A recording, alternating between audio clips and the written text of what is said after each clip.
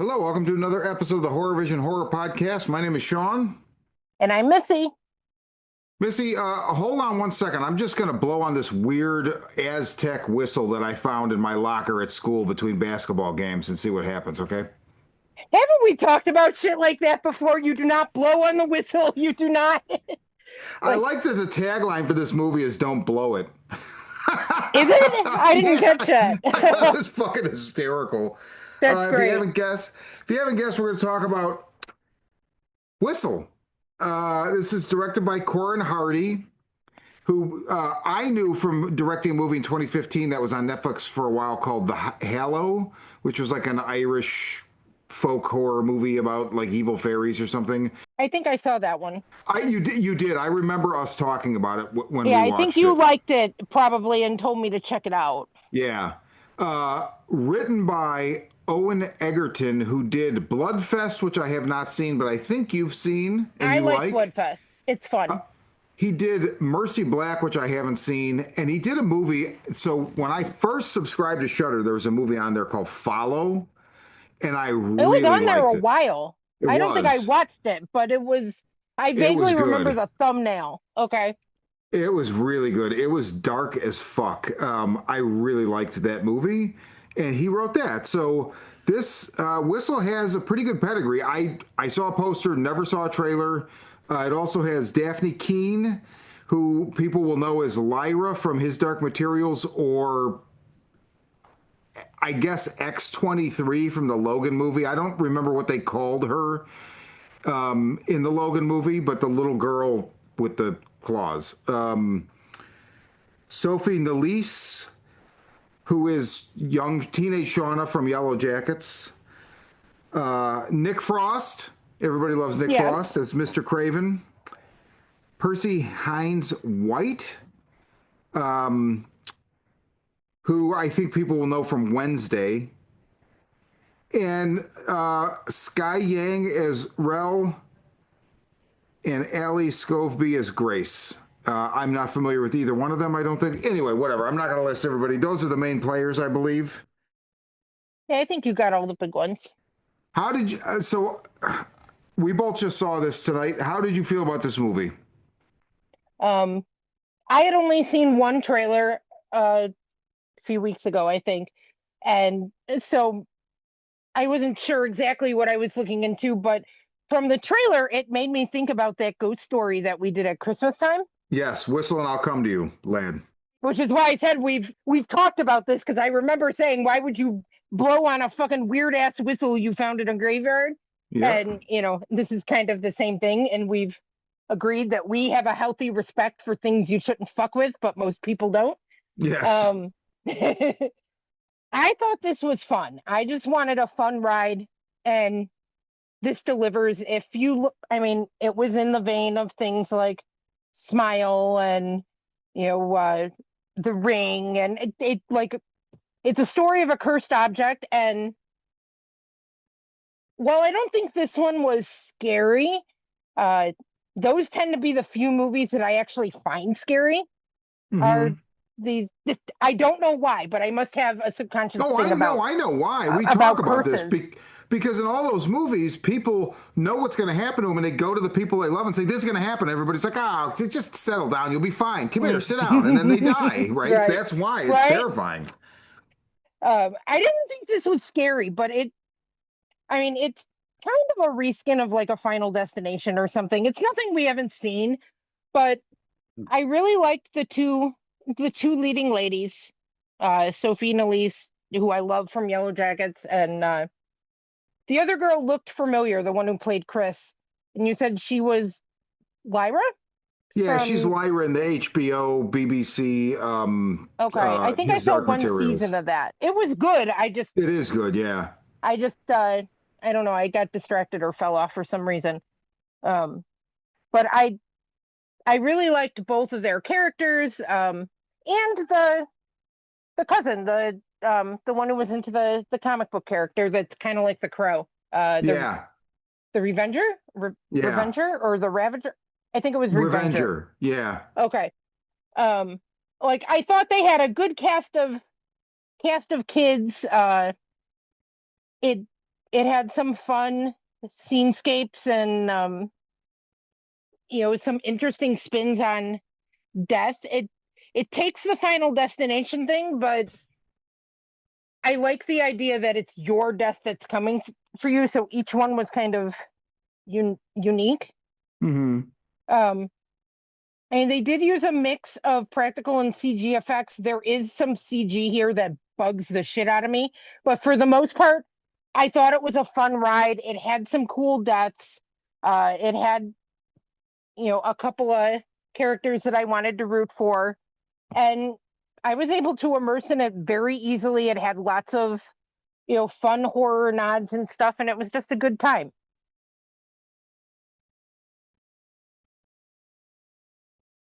And when I watched it, my thought was, well, Sean's either going to really like this or he's going to fucking hate it. I have to learn when you text me, this is what you text me. I liked Whistle. It was fun. I Mm-hmm. think when you text me, I like this movie, it was fun, you're telling me you're not going to like this. I'm pretty sure that's what you're telling me. Maybe. Um, Well, we've said that while we have tons of overlap, when we differ, we're like opposite ends oh, of the I, I, spectrum. I had such a hard time with this movie. And okay, so first of all, I have to say this. This movie, it was so loud, but it was like the It right was. loud. It was the right loud, and I'm like, why are why isn't every movie played to this volume? Um, the first thing I noticed about this movie was the score. Um, by Doomphonic, who I'm unfamiliar with, and apparently has only scored this movie. Not a knock. It was good, but very early on, I'm like, oh man. So I didn't know who had done the score. I'm like, if this isn't the person that scored Smile, and I can never say their name. I'm not even gonna look it up because I'll just butcher it. But I love that soundtrack, and they've also done Mm-hmm. like the Black Museum episode of Black Mirror. They've done a bunch of stuff. I'm like, if this isn't the same person, then the people that made this movie, when they hired this composer, were like, watch Smile, we want a soundtrack like that. Because there were things about it that were very similar. And so that was kind of cool. But it almost like felt a little too much, but it's fine. Um, I think the thing with this movie that ultimately, because I went through a rash of emotions while watching it, Okay. Kirsten liked it, and I might have got up and left if we were not covering this movie and I wasn't with Kirsten, I might You'd have have got split. up. I might have split. Um, it's there's part of me that hates this movie, and there's part of me that's like, look, I'm a cunt about certain things, and I think if you're not a cunt like me, it's probably a pretty enjoyable popcorn horror movie, but it hits every fucking horror trope so squarely on the nose that it just got a little bit tiresome to me. Like the woman, I mean, so first of all, let's just say this, right? None of this is really a spoiler. Why would you set a movie about a fucking Aztec death whistle in a fucking high school? Yeah, that I Why? don't know. Why? It's in their lockers. Why? That is, I mean, it like have them science kids that go on a summer extra credit dig with a professor, Right, they like dig something up. like it makes no sense. It's like this whistle's like stalking students from their lockers. It's asinine. Like it literally caused me to laugh out loud. It's one of those movies that if you can accept the initial premise, which is a little bit out there, if you can accept that and just take the ride, you'll have fun with it. But Like Freaky does a similar thing, right? Because it's got like the whole mechanism behind the shit in Freaky is some weird Aztec whatever. I don't know if it's Aztec Mayan whatever. yeah, it's some kind of it's the knife. Yeah, the way they present it in that movie, they're aware it's ridiculous and they're like, haha, But this is so serious that it's like, It's in his Well, locker. Like, really? yeah, by the way, if you do go see this movie, it does have post-credit stuff. Yeah, not all the way at the end. Just watch like the initial, 2 minutes of credits, and then you get something. Which actually, that reminded me a lot of Smile. This movie wanted to be Smile. It wanted to be Smile. It wanted to be Talk to Me. It wanted to be Final Destination. It wanted to be Flatliners. Yeah, right. I mean, I see some of that, all of that in there. And that's not necessarily a bad thing, but it's like I think that combined with hitting the tropes, so then like the woman where they go to the house to like they're like, oh well, we'll just return the Aztec death whistle to the kid who died's house, and they go there and Right. like the kid lives in like what's essentially like a museum or a Yeah, like storehouse an antique shop or of something. like the cursed objects or whatever, right? And his grandmother's like, it took my grandson and my. I mean, like, what the? Because she's like the half man character, right? Like from this Right. screenwriting lingo, like the one that's going to tell him what's up. And like the scene where they go back and talk to her the second time, I was literally trying not to just start laughing out loud. I was like, oh my God, I can't believe this. Uh, See, I guess like tropes and needle drops, they don't tend to bother me.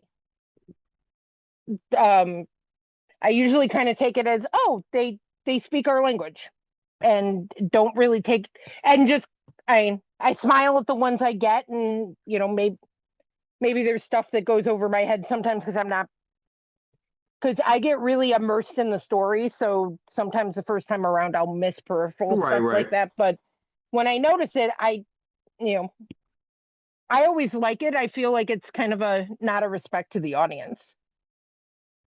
Yeah, I mean, I guess it's how you interpret it. I mean, It doesn't that's tend to bother me. that takes me out because I think tropes are there, you can use them, but when they're so like just on the fucking nose, it's like Get it? I get it. I mean, I don't even blame like them for making this movie because it makes perfect sense. It might do well, and it could. I actually don't think this will produce a sequel because I just feel like it's too. This movie tries very hard. That also kind of bothers me a little bit. Mm, But again, like I feel like you can go see this and enjoy. Most people can go see this if you like horror movies. You can go see this and enjoy it. You know what I mean? especially, Um, I'd say, especially if you like the Final Destinations. Yes, I think that's the one. I'm not a fan, so I think it's got the most of that, and so that Hmm. is anathema to me a little bit. It reminded Right. me when this will drop tonight probably. So we just recorded an episode with Jessica on Prom Night The prom night. 4, and the remake, and in the course of the conversation, we talk about how much. Jessica and I really don't like 2000s horror, aughts horror. Hmm. And this reminded me actually in a way of aughts horror. It's not, it didn't I can see that. push the same buttons, but it was there. Right. And I don't, that's another thing that, like, I don't have a problem with the aughts horror. There may be a couple things that'll bug me here and there, but I think most of the people on this podcast, I'm the most forgiving as Yeah, I think you're right. when Yeah. when it comes to the aughts horror. This, yeah, thought this was, I thought this was fun. It's not deep, um, and I'm not going to spoil anything for anybody, but it does have a lot of Final Destination DNA, but they do change it up a little bit with the deaths, and I like what they do with it. I like the idea behind it. It's visually, I mean, so there's a New York license plate, but I'm pretty sure it's Pittsburgh because it looks like Oh, is that where Pittsburgh to they me. are? Okay, That's what I it looks wasn't like sure to where me. they were. I really like the setting, especially the final scene is in like a steel mill kind of thing. Hmm. But even that was like a little bit over the top, like a little bit. I like Um, the stuff at the carnival too. although that like it was really well made, but again, so these are the points where it tries a little bit too hard. Like it was like that set design was amazing, but it Mm-hmm. was like almost a little bit too amazing. And this is why I'm a cunt because listen to me, I'm like it's amazing, but it's too amazing. Fuck you, right? Um, but Well, no, like you have a right to your opinion, and I mean, it just I don't know. It felt like it was trying so hard, and um, yeah, I liked a lot of the music. it did have a good soundtrack. They really used. I'm a big Concrete Blonde fan, and they used Joey, which is a song that just like I just fucking love. I mean, I love every song on that record, and a couple of the songs have a very similar vibe. But that song is such like a forlorn, haunted feeling to it, and they Hmm. used it perfectly. They did. I didn't remember who sang it. I was actually going to ask you. It's all everything there's not a bad song in their catalog. They're a fantastic fucking band, and that it was a big single that broke them, kind of like to the masses. I mean, I wasn't like some underground fan at the time or anything like that. I was too young, but I remember that song. That was probably my first exposure to them, and it's Okay. still it's a great song, and the movie used it absolutely perfectly. I don't know. I think people should go see it. I think people again, most people will be able to see this and be like, I don't know what this dude's problem was on this podcast. Like, it's fun. I didn't have a bad time, but man, I had Yeah, I mean, issues. it's not deep. I mean, if you're looking for something that's going to be more of a profound experience, go see Bone Temple. But Yeah, yeah. Or Send but if Help, you or well, I don't know if that's profound, but I mean, it's a better movie right, for sure. but Send Help is a good time too. I My mom needed to blow off some steam. I told her to go see Send Help today, and I haven't talked to her yet, but I'm pretty sure she will like that one. She likes the survival adventure kind of stuff. But I thought this was a very solid popcorn flick. It runs a basic slasher formula, which, yes, some people, I mean, it is predictable. I don't tend to watch movies that way. I don't try to figure things out. I just want to take the Same, ride. same. And especially if shit is like really loud and crazy in my life, that's what I mean when I say I find the formula comforting. Right. If you run a basic slasher formula, I'm probably going to have a good time with it. It's That's, going to that's give me fair. things I like. It might, I don't tend to look at those movies and go, oh, this is going to be so predictable. It's more like, well, I know I'm going to get something I'm going to enjoy, at least to Right. some degree. You know, and so I mean, I think it's worth seeing, but again, I'd say if you like things in the vein of Final Destination, and it's a supernatural slasher movie, and and it's a little bit goofy, but I think it's fun. It had some cool deaths. It has some characters that like it's not all people that you hate. So I mean, it was easy for Right. me to Right. immerse in it. That's something I that's something I tend to have a very hard time with because of the way Same. I connect with stories. If I don't like anybody, it's very difficult for me to care what happens to them unless the story itself is incredibly compelling. That can make or break a movie for me. But if you give me some kind of slasher movie with at least one character that I can latch onto, I'm probably going to have fun with it. Yeah, and I liked four of the five characters. Yeah. Yeah, Like I that's a really good point too, because there was a point, and I think in the 2000s, that's one of the things where I'm like, I hate all these people. Fuck you. yeah, So, there that's a thing they used to do a lot. You hated everybody, so it made a lot of those movies feel forgettable. yeah, I also with the core group, I mean we had a core what, 5 people, and yeah, I cared about 4 of them. yeah, yeah. I don't know. I mean, when I was sitting in the theater, I was kind of fuming. I was like having a really hard time, and then I just walked away from it. And I always try to like, I try to even in like police my reactions. Like, okay, why are you so bent out of shape about this? What is your problem? Stuff like that. And Right. I try to get around my hangups. At the I really had a hard time getting around. And really, just one of the main things is just the fucking locker, like the whistle Yeah, being in the locker. Like, it's just so dumb. It's like they wrote right. all of the characters and all the scenes and had everything mapped out, but they're like, but we don't know what the mechanism is. Right. We need a cursed object. And And then they land on this and they're like, well, like, yeah, that'll work. The guy's grandma was an archeologist or something. I don't know, right. whatever. But it doesn't. It makes no. It makes But it's no a cool sense. prop.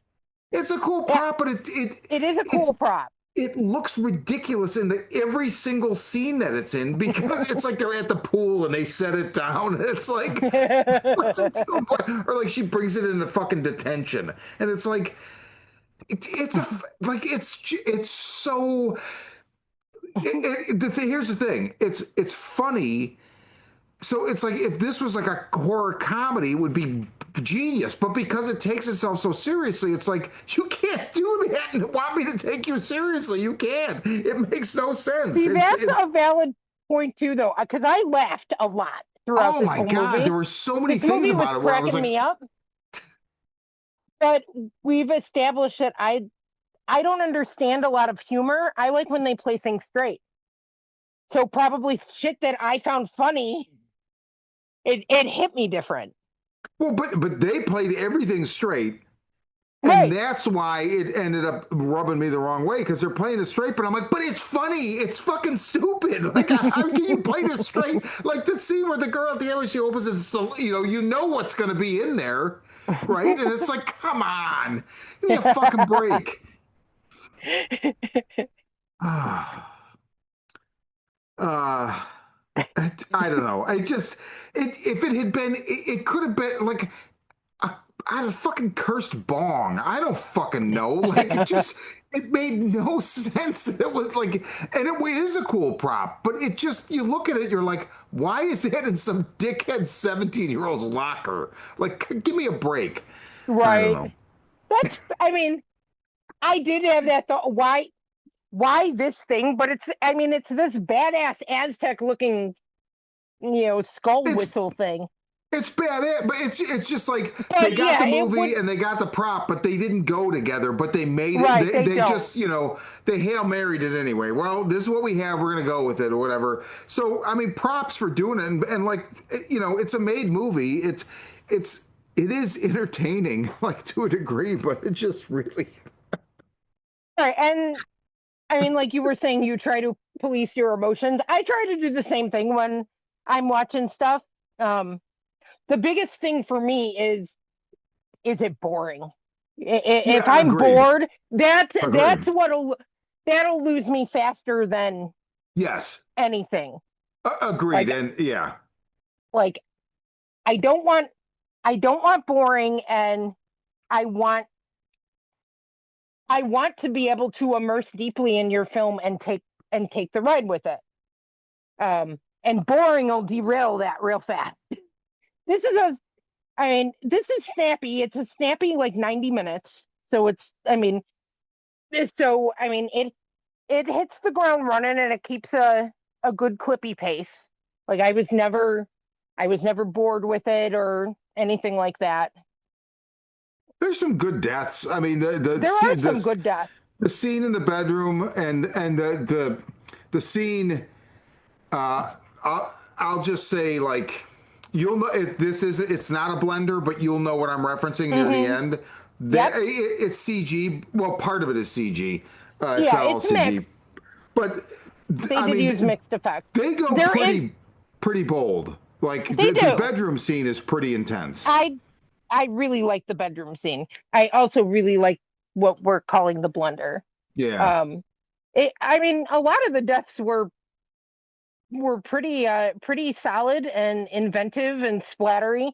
There they do use mixed effects. There's a lot of I mean, there is some CG blood and stuff that I just do not like, but yeah, agreed. I had enough fun with it that I was able to overlook it. I mean, that's something that I have to, watch myself with, because I can get really pissy about too much CG. And Yeah. but I this was fun. This was fun, and it gave me, I just wanted an escape. I just wanted to watch something where I'd have a good time.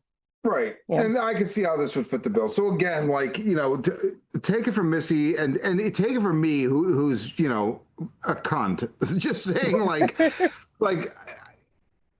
some people, like, if you're looking, if you really like Talk to Me, if that's like your jam, you're probably not going to you're probably not going to dig this flick, you know. This isn't Um, as like Talk to Me and Smile are they're meaner.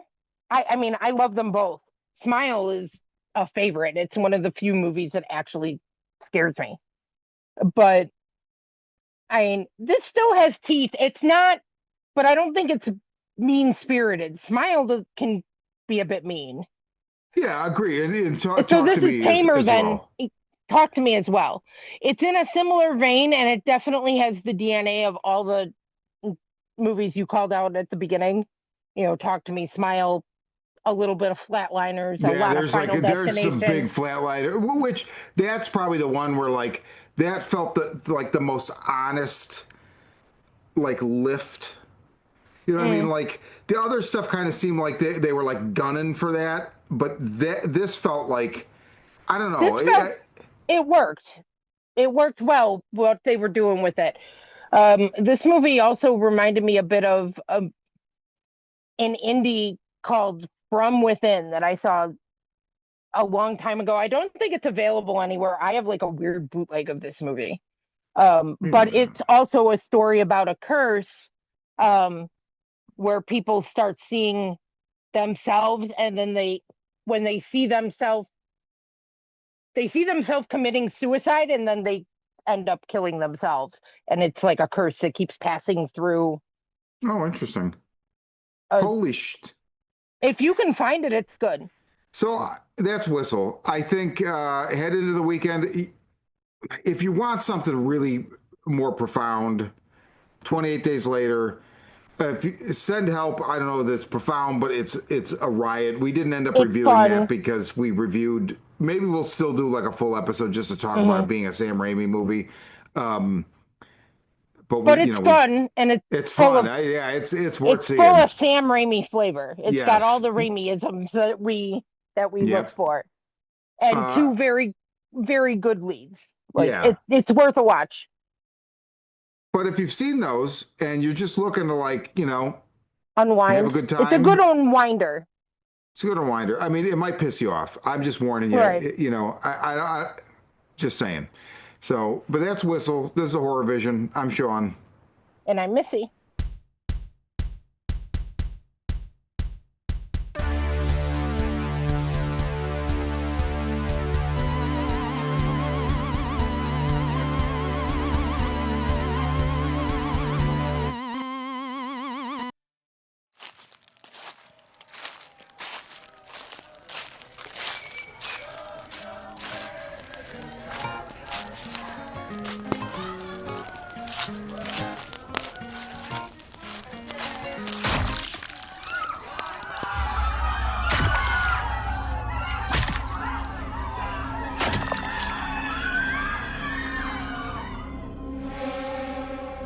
When incoming high school senior Lisa McCready's boyfriend and classmates are brutally murdered at a party in the woods, the quiet suburban community of Sundown Hills transforms into a paranoid nightmare.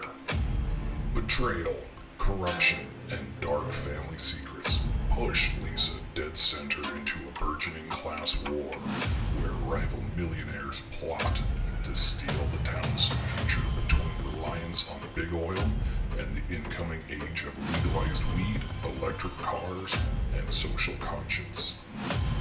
As she struggles for answers, the killings continue, and Lisa finds the world she knew is little more than a lie to placate the masses and keep a satanic 1% in power. From the demented mind of Sean C. Baker, author of Murder Virus, a collection of desires, and Volume 4, comes Black Gloves and Broken Hearts, Teenage Giallo Mystery. Available now.